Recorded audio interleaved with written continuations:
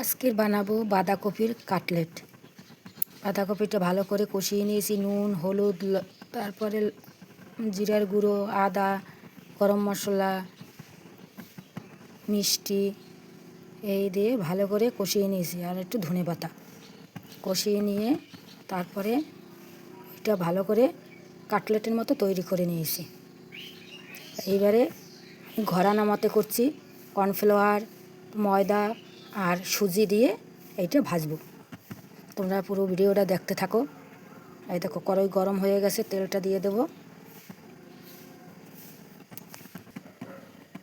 এই যে ময়দার মধ্যে দিয়ে দিয়েছি।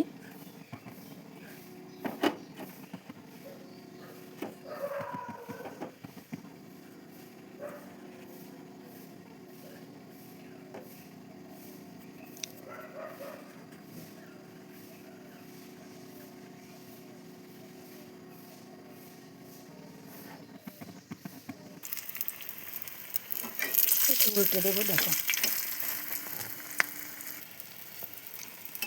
দেখো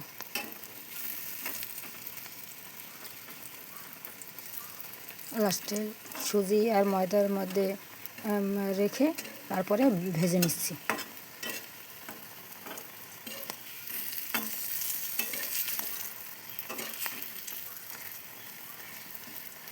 এই কাটলেটটা খেতে খুব ভালো লাগে। এটা বাঁধাকপির কাটলেট।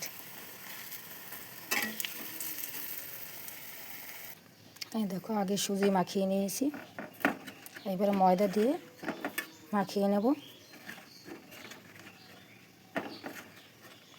ময়দা আর কর্নফ্লাওয়ার আবার এই দেখো বাঁধাকপির কাটলেট পুরো রেডি। কত সুন্দর হয়েছে, মুসমুসে।